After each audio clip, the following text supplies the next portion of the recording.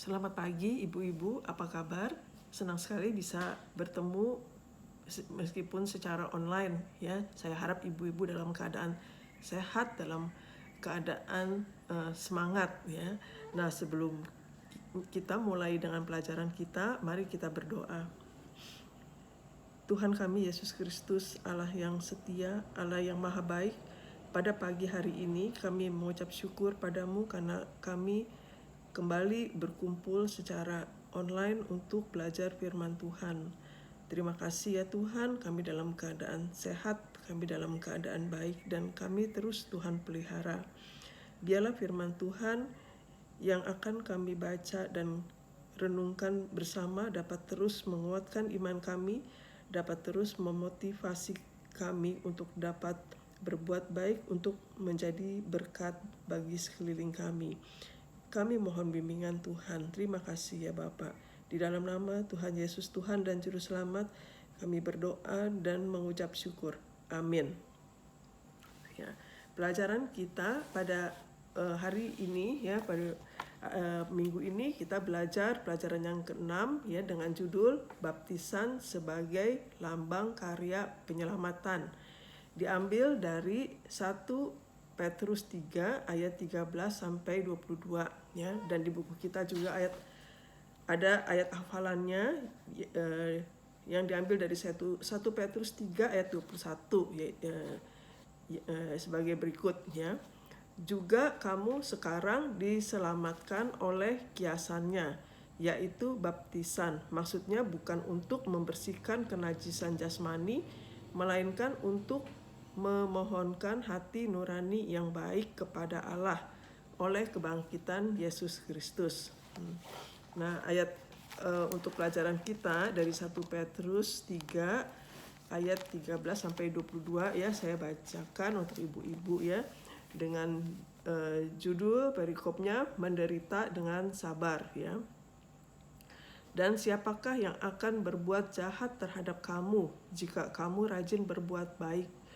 Tetapi sekalipun kamu harus menderita juga karena kebenaran, kamu akan berbahagia. Sebab itu janganlah kamu takuti apa yang mereka takuti dan janganlah gentar. Tetapi kuduskanlah Kristus di dalam hatimu sebagai Tuhan, dan siap sedialah pada segala waktu untuk memberi pertanggungan jawab kepada tiap-tiap orang yang meminta pertanggungan jawab dari kamu tentang pengharapan yang ada padamu. Tetapi haruslah dengan lemah lembut dan hormat dan dengan hati nurani yang murni, supaya mereka yang memfitnah kamu karena hidupmu yang saleh dalam Kristus menjadi malu karena fitnahan mereka itu. Sebab lebih baik menderita karena berbuat baik, jika hal itu dikehendaki Allah, daripada menderita karena berbuat jahat. Sebab juga Kristus telah mati sekali untuk segala dosa kita, Ia yang benar untuk orang-orang yang tidak benar, supaya Ia membawa kita kepada Allah. Ia yang telah dibunuh dalam keadaannya sebagai manusia, tetapi yang telah dibangkitkan menurut Roh.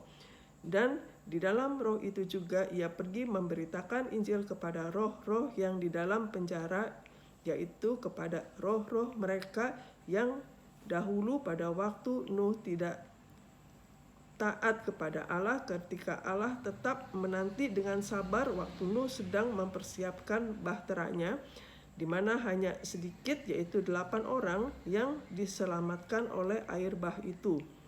Juga kamu sekarang diselamatkan oleh kiasannya, yaitu baptisan. Maksudnya bukan untuk membersihkan kenajisan jasmani, melainkan untuk memohonkan hati nurani yang baik kepada Allah oleh kebangkitan Yesus Kristus yang duduk di sebelah kanan Allah setelah Ia naik ke sorga, sesudah segala malaikat, kuasa dan kekuatan ditaklukkan kepadanya. Itu ya bacaan kita ya untuk pelajaran kita ya, mengenai baptisan sebagai lambang karya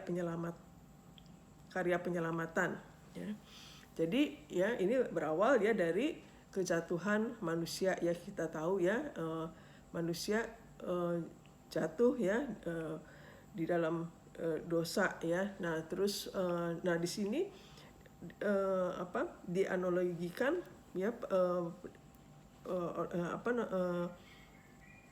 pembaptisan ini ya pada masa Nuh ya. Jadi pada masa Nuh itu ya kita tahu ya yang di perjanjian lama waktu itu manusia itu jatuh dalam dosa. Manusia memang berdosa gitu ya, terus hidup dalam kedagingan ya. Dia manusia ini ya makin lama makin bertambah jahat ya. Makin hebat ya, dikatakan ya di dalam kisah Nuh itu ya. Akhirnya Tuhan mengambil keputusan ya untuk menghapuskan manusia ya beserta ya seluruh hewan dan binatang di muka bumi, yaitu dengan air bah ya. Ibu-ibu bisa baca ya di Kejadian ya, Kejadian 6 ayat 5 sampai 7 ya. Tetapi Tuhan Allah itu dia tetap mengasihi manusia ya. Dia mau supaya manusia itu bertobat ya, dan dia memberi kesempatan ya supaya manusia itu bertobat gitu. Nah dia Tuhan ya menyuruh Nuh untuk membuat ya suatu bahtera atau kapal yang besar gitu ya, yang akan menyelamatkan ya siapapun yang masuk ke dalam bahtera itu. Jadi Nuh ya diminta Tuhan ya untuk membuat bahtera yang besar ya. Jadi siapa yang masuk ke bahtera itu ya, karena Tuhan tuh akan memusnahkan orang-orang ya, orang-orang karena mereka telah berbuat jahat. Tetapi siapa yang percaya ya kepada Tuhan ya, dan dia akan diselamatkan dengan masuk ke dalam bahtera itu sehingga terluput dari air bah ya, dan Nuh membuat ya bahtera itu. Dan di sini ya membutuhkan waktu 100 tahun ya untuk membangun bahtera itu ya. Nah, jadi kita tahu ya pada waktu itu ya Nuh itu diejek ya, ditertawakan orang ya, karena dia membuat bahtera itu di atas gunung ya. Dan Nuh mendapat perkataannya dari Tuhan untuk membangun itu, dan dia akan menyelamatkan orang-orang yang percaya ya, orang yang percaya masuk ke dalam bahtera Nuh itu akan diselamatkan ya. Nah tapi ya akhirnya ketika sudah waktunya air bah itu datang ya, cuman ada 8 orang ya yang bisa diselamatkan ya. Nah kita lihat di sini ya. Nah, jadi kisah penyelamatan manusia melalui air bah ya,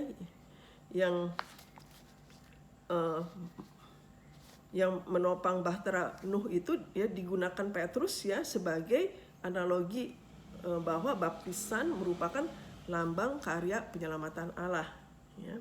Jadi orang percaya ya, jadi di sini Petrus ya menganalogikan orang masuk ke dalam bahtera Nuh ya, jadi mereka percaya ya bahwa itu diselamatkan. Nah begitu juga dengan baptisan ya, orang yang percaya ya dengan kepada Tuhan Yesus ya, dengan Tuhan Yesus telah datang ke dunia ini ya untuk menebus ya umatnya ya, percaya. Nah itu yang dan beriman itu akan diselamatkan ya. Nah jadi di sini ya kita lihat ya di sini di dalam ayat tadi ya dikatakan bahwa kamu sekarang diselamatkan oleh kiasannya, jadi yaitu baptisan ya. Jadi maksudnya Petrus itu baptisan itu tidak menyelamatkan ya, tetapi baptisan itu adalah kiasan ya. Tapi meskipun demikian ya, itu tidak boleh diremehkan karena baptis adalah perintah Tuhan ya. Kita bisa lihat ya di dalam Matius 28 ayat 19 ayat 19 sampai dengan 21 ya. Kita lihat di sini ya, itu adalah perintah Tuhan ya. Kita lihat Matius 28 ya. Coba kita lihat di sini ya. Dikatakan ya, ini adalah perintah Tuhan ya. Karena itu pergilah, jadikanlah semua bangsa muridku, dan baptislah mereka dalam nama Bapa, Anak, dan Roh Kudus, dan ajarlah mereka melakukan segala sesuatu yang telah kuperintahkan kepadamu, dan ketahuilah aku menyertai kamu senantiasa sampai kepada akhir zaman. Nah, jadi baptisan ini memang itu adalah perintah Tuhan ya. Jadi baptislah ya. Baptislah mereka dalam nama Bapa, Anak, dan Roh Kudus ya. Jadi, baptisan ini tidak menyelamatkan, tetapi ya itu adalah suatu suatu perlambang ya. Dan jadi baptisan ini harus dilakukan dan kita tidak boleh meremehkan ya.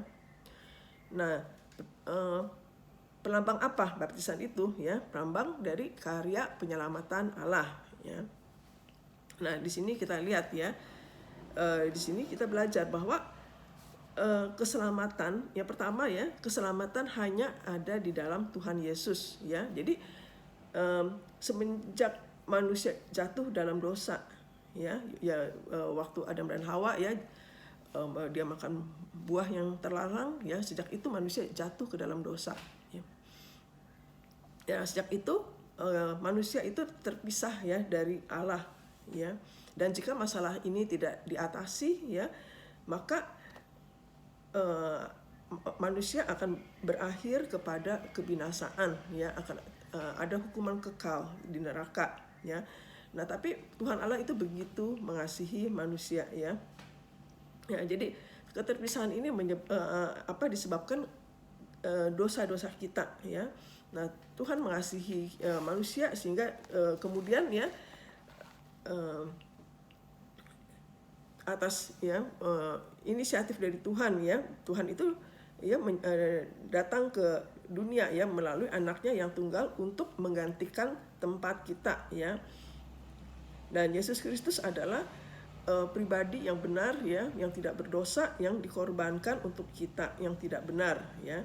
Jadi karena itu kurban Tuhan Yesus Kristus adalah yang sempurna ya, dan itu hanya sekali dilakukan dan berlaku untuk segala dosa kita ya, baik dulu, kini, dan mungkin yang akan terjadi juga ya, karena kita manusia berdosa ya.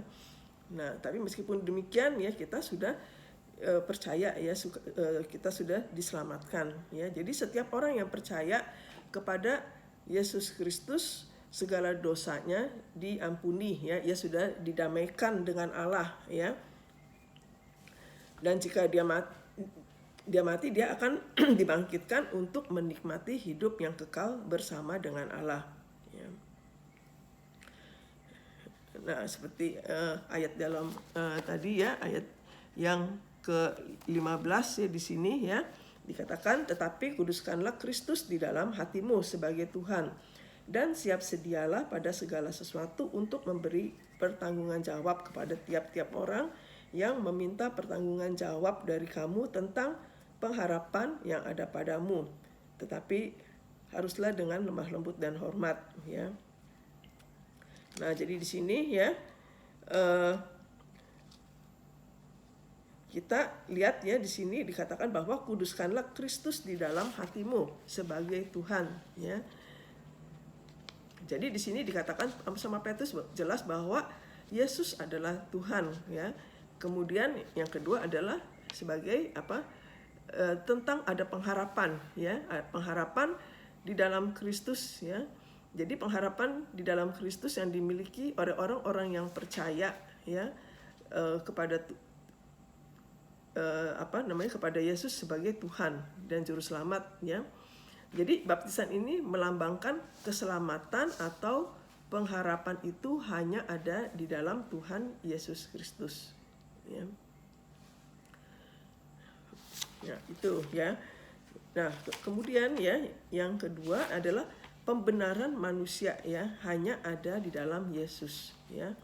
Nah, jadi maksudnya begini ya. Manusia itu ya, jadi sejak jatuhnya ya ada dalam Hawa ke dalam dosa ya, maka manusia ini mewarisi kehidupan yang berdosa ya. Jadi manusia itu cenderung ya berbuat dosa, berbuat kedagingan ya, makin lama makin tambah parah gitu ya, makin ya cenderung buat dosa ya. Ya kita lihat yang di zaman Nuh itu ya, manusia itu makin lama makin tambah jahat ya, sampai akhirnya Tuhan memutuskan untuk membinasakan ya. Jadi ya seperti itu ya. Jadi artinya ya manusia itu ya mewarisi kehidupan yang berdosa ya, dan untuk memulihkan kembali ya hubungan antara Allah dengan manusia ya, maka ya manusia itu harus dibenarkan ya, harus dibenarkan makanya ya. Ya, nah jadi jalan satu-satunya yang Allah kerjakan adalah memberikan anugerah ya keselamatan melalui Yesus Kristus yang telah mati dan bangkit untuk menebus dosa-dosa kita ya. Nah di sini pembenaran ya, apa sih pembenaran itu ya? Jadi pembenaran itu adalah tindakan Allah ya, jadi Allah yang bertindak ya untuk menghapus ya kebersalahan dan hukuman dari dosa ya. Ya sementara pada saat bersamaan menyatakan benar seorang berdosa melalui pengorbanan Kristus yang mendamaikan ya. Jadi pembenaran ini datangnya melalui iman ya, lepas dari segala upaya ya, segala upaya dan perbuatan ya. Jadi pembenaran berarti dinyatakan atau diperlakukan sebagai benar ya. Sebagai orang Kristen, pembenaran ya adalah tindakan Allah mengampuni dosa orang percaya ya, dan mengenakan kebenaran Kristus ya kepada orang itu ya. Jadi kita lihat ya kalau orang-orang ya yang di luar Kristen ya, mereka melakukan pembenaran ya melalui berbagai upaya ya, banyak apa namanya tuh banyak amal ya, terus beribadah terus sering gitu ya, seperti itu ya. Jadi banyak melakukan kebaikan ya, banyak hal-hal seperti itu ya, supaya dianggap benar ya sama Tuhan ya. Tetapi di dalam kita sebagai orang Kristen ya, pembenaran ini ya itu adalah ya datang melalui iman ya, iman di dalam Kristus ya, berdasarkan karyanya ya kepada kita ya. Jadi karena itu perbuatan baik kita, buatan apapun itu tidak dibutuhkan lagi ya untuk selamat ya. Ya jadi seperti ini pembenaran itu. Jadi pembenaran itu juga mengandung suatu konsekuensi ya, sebab dengan menerima pembenaran ya artinya seseorang harus masuk ya ke dalam proses ya untuk diubah terus-menerus agar benar-benar menjadi benar ya. Jadi pembenaran itu ya dulu ya 2000 tahun yang lalu ya, Tuhan Yesus ya melalui karya penyelamatannya ya telah memberikan ya Tuhan Yesus untuk mati ya di kayu salib, bangkit ya bangkit untuk menebus dosa kita, dan itu dilakukan hanya sekali dan selamanya ya bagi pembenaran manusia yang berdosa ya. Dan kemudian ya pembenaran sekarang ini ya menerima Yesus sebagai Tuhan dan Juru Selamat dengan benar adalah memiliki iman yang benar ya, iman yang benar. Maka ia memiliki memiliki iman yang benar, dan karena itu ya kita menerima pembenaran ya, dan pembenaran ini ya berjalan seiring dengan proses keselamatan ya. Jadi ya keselamatan adalah proses, tetapi pembenaran bukanlah proses, tetapi peneguhan dari hasil proses keselamatan ya. Nah jadi itu ya kita lihat ya, ada dua perbandingan di sini antara Yesus dengan manusia ya. Yesus benar ya, dia tidak bersalah, dia benar ya, dan manusia yang tidak benar ya. Jadi jikalau kita dibenarkan, itu semata-mata adalah kasih karunia Allah saja ya. Jadi cara yang dipakai Allah adalah dengan Yesus Kristus mati di kayu salib, dikuburkan, dan kemudian bangkit di antara orang mati ya. Nah, jadi melalui kematian dan kebangkitan Yesus Kristus ya, maka iblis dan malaikat-malaikatnya ditaklukkan ya. Jadi maksudnya memang sih sejak semula ya, Tuhan Yesus itu berkuasa ya atas mereka, atas iblis dan malaikat-malaikat ya. Tetapi dengan kebangkitan Tuhan Yesus ya, maka iblis ya dan malaikat-malaikat itu ya tidak bisa lagi, malaikat-malaikat yang jahat ya, mereka tidak bisa menghancurkan orang percaya ya. Tuhan Yesus Kristus tidak akan membiarkan pribadi yang diselamatkannya ya, jadi kita semua ini ya, yang percaya, yang beriman ya, dihancurkan oleh iblis dan malaikatnya ya, atau pengikutnya ya. Jadi setiap orang yang percaya ya, yang beriman, akan dilindungi dari kehancuran yang dilakukan iblis dan para malaikat pengikutnya ya. Jadi kita sebagai orang yang percaya ya, patut bersyukur dan bersukacita atas karya keselamatan Allah yang dikerjakan bagi kita ya di dalam Yesus Kristus. Nah, jadi kesimpulannya di sini ya, Rasul Petrus menggunakan kisah penyelamatan Nuh sebagai persamaan dengan upacara baptisan ya, dengan sangat tepat. Jadi Nuh diselamatkan dari Allah, dari air bah, diselamatkan oleh Allah dari air bah dengan cara beriman ya, masuk ke dalam bahtera ya. Begitu juga orang yang percaya ya, diselamatkan ya oleh Allah dari penghakiman dan kematian dengan cara beriman, masuk ke dalam Kristus ya, percaya ya ke dalam Tuhan Yesus ya. Dan pembaptisan bagi orang-orang yang percaya melambangkan karya keselamatan hanya ada di dalam Yesus Kristus ya. Dan pembenaran manusia ya yang tidak benar ini juga ya ada di dalam Yesus Kristus. Jadi kita bersyukur ya atas karya keselamatan yang dikerjakan Allah di dalam Yesus Kristus bagi kita ya. Dan itu ya, dan jadi baptisan itu adalah lambang ya yang sehubungan dengan keselamatan kita.